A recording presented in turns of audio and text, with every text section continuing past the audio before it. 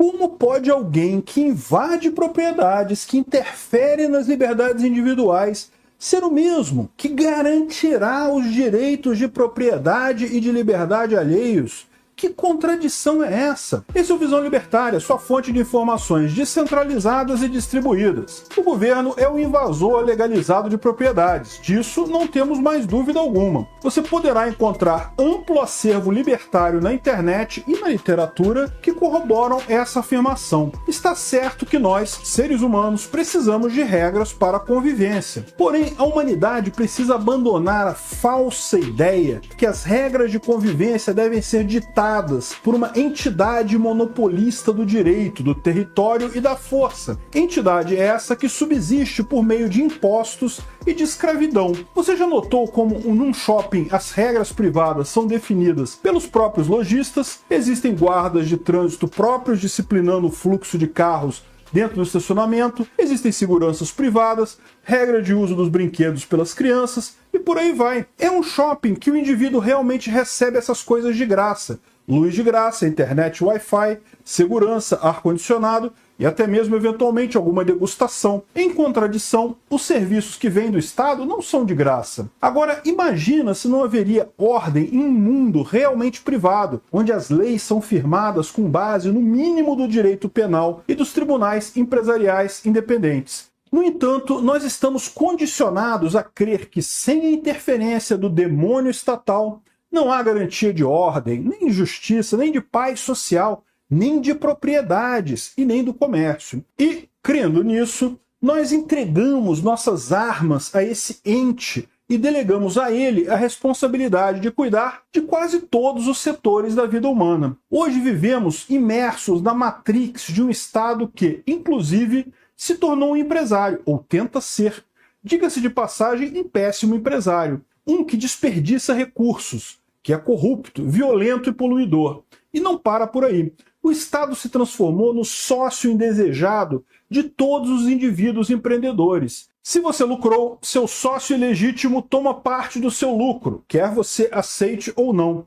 Mas se você teve prejuízo, meu caro ouvinte, ele não divide nenhum custo contigo, não. Pelo contrário, ele continua te vampirizando. Esse é o Estado, tido como, entre aspas, benfeitor, que vai nivelar as falhas do mercado que ele alega serem causadas pelo capitalismo. A maioria dos economistas reconhece, pelo menos, que o excesso de intervenção estatal prejudica o crescimento econômico de uma sociedade. Eles identificam que o Estado ajuda a favorecer monopólios, muitas vezes monopólios de empresários corruptos, que são amigos dos políticos. A falha dos economistas, em geral, é de apenas se deterem nas interferências mercadológicas específicas que afetam alguns grupos em relação a outros. Exemplos são o controle de preços e o excesso de regulamentações. Essas são as chamadas interferências trigonais. São como uma pirâmide. O Estado fica no topo e interfere na relação entre dois grupos de base, como, por exemplo, o grupo dos produtores de determinado bem e o grupo dos consumidores desse mesmo bem. Todavia, existem também as intervenções unilaterais e bilaterais. Para entender melhor esse assunto, vamos recorrer aos ensinamentos de Rothbard colocados no livro Governo e Mercado. Primeiramente, a invasão unilateral é aquela em que o invasor, ou criminoso,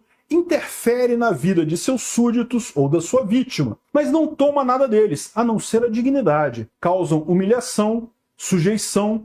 O invasor apenas constrange a vítima a se comportar como ele quer. Portanto, a invasão unilateral é um crime contra a liberdade.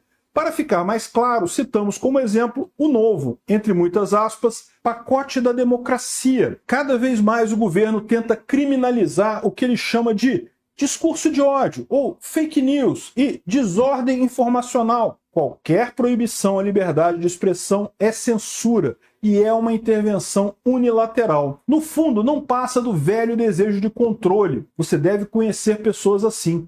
Todo controlador é um invasor unilateral. Ele não toma nada físico de você, mas ele quer que você seja do jeito que lhe agrada. Só ele sabe como as coisas deveriam ser. Ele pode ser um sádico, um narcisista ou um manipulador, não importa. O que ele toma de você é algo quase espiritual. a sua paz, a sua liberdade, a sua autoexpressão. É bom trazer à baila que o Estado Democrático Republicano é uma máquina que favorece a eleição dos mais mentirosos e, portanto, não surpreende que centenas de políticos sejam manipuladores, sádicos e narcisistas. A intervenção unilateral é a que mais causa alvoroço entre o eleitorado alienado.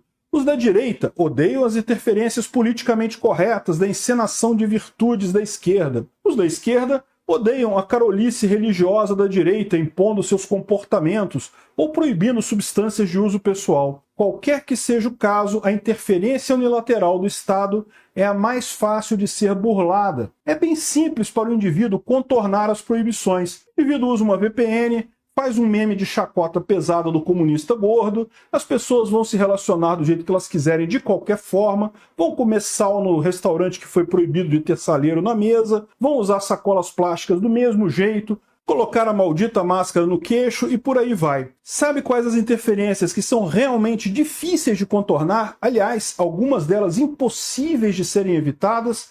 Pois é, são as interferências bilaterais e as trigonais. Tirando os economistas da escola austríaca, os intelectuais não enxergam as interferências bilaterais. O que elas são? Bilateral significa que o invasor toma diretamente a produção do invadido. No nível individual, é um ladrão furtando, roubando, extorquindo ou fraudando a sua vítima. No nível institucional do Estado, a interferência bilateral são os impostos, a emissão de moeda fiduciária sem lastro e os gastos governamentais. Imposto é roubo ou, tecnicamente, imposto é extorsão e tira dinheiro do setor privado, concentra esse dinheiro no setor público. A inflação é a expansão fraudulenta da base monetária, criada pelo Banco Central controlado pelo Estado. Isso irá gerar escassez de riqueza real, porque o Estado gasta esse dinheiro falso comprando coisas, primeiro para ele, se financiando ao custo da desvalorização do poder de compra de suas vítimas. Gastos do governo implica que certos indivíduos que não solicitaram determinado serviço, programa social ou obra pública terão que pagar por eles. Já as invasões triangulares ou trigonais ou piramidais são aquelas em que o topo do triângulo, o Estado, proíbe ou, no mínimo, atrapalha dois grupos, A e B, na base de realizarem trocas voluntárias. Tais interferências causam distúrbios nas curvas de oferta e demanda entre A e B. Por exemplo, o controle de preços vai prejudicar o produtor A de um produto que não vai conseguir ter lucro suficiente e vai prejudicar o consumidor B, que terá que correr para comprar o produto mais barato primeiro, se tiver sorte, antes que esse acabe, ou seja, haverá escassez. Outro exemplo, a proibição de determinado produto faz surgir um mercado clandestino desse produto. Prejudica quem antes produzia o produto de forma honesta, além de encarecer o preço dele. Afeta a vida dos consumidores daquele produto. Veja essa notícia. Cigarro eletrônico é proibido no Brasil e apresenta riscos à saúde. O link está na descrição. O papai Estado disse que cigarro eletrônico faz mal. Não sabemos qual lobby subreptício se infiltrou na Anvisa para dizer que cigarro eletrônico não pode. Mas bebida alcoólica pode. Vivemos como gados tratados iguais a bebês irresponsáveis. Sem o papai Estado, quem iria nos defender de nós mesmos, não é mesmo? Concessão de privilégios a empresas por meio de leis são outra forma de interferência triangular. A mega empresa C vai manter sua fatia de mercado porque uma regulação específica irá prejudicar a concorrente menor D. No fim das contas, a empresa C pode vender seus produtos mais caros para os consumidores e não precisa se preocupar tanto com a qualidade ou com o preço final para seus clientes. Tarifas, patentes, salário mínimo, leis trabalhistas, leis de imigração, protecionismo comercial, serviço militar obrigatório, são todas interferências triangulares. E, além disso, a exigência de licenças para exercer atividades é uma constante interferência trigonal do Estado sobre o mercado, o que cria uma reserva de mercado no setor. E o mesmo vale para certificados obrigatórios para exercer profissões, os quais tornam as profissões proibitivas para pessoas de baixa renda que não puderam fazer faculdade, por exemplo. Esse é um ponto controverso. É claro que se formos a um médico, exigimos que ele tenha uma credencial confiável. A questão libertária é que as certificações poderiam ser criadas por câmaras de comércio, escolas, conselhos de classe, o máximo de organizações voluntárias possíveis, mas jamais por uma entidade monopolista obrigatória por lei. E o mercado é quem deve decidir isso. Infelizmente, só pode ser ciência o que o Ministério da Educação diz que é ciência, uma instituição que serve apenas a interesses de burocratas e sindicalistas. Só vale o diploma que o papai Estado disser que é oficial. Isso cria barreiras para o desenvolvimento das profissões como um todo, além de dificultar a vida dos mais pobres. O Estado ser o monopolista das exigências e padrões de qualidades e segurança é um erro. Muitas vezes, uma adulteração no produto poderia ser uma melhoria deste.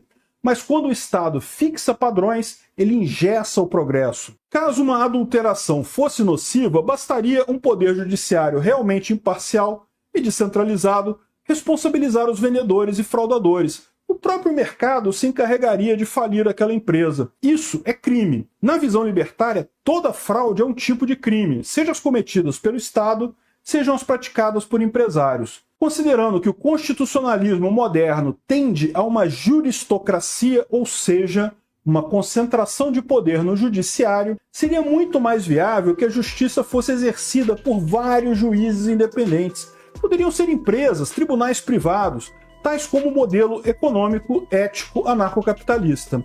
Assim, o mercado poderia correr mais livre e as injustiças entre os grupos poderiam ser levadas para a justiça local, ao invés de um estadão socialista nacionalista como nos moldes modernos.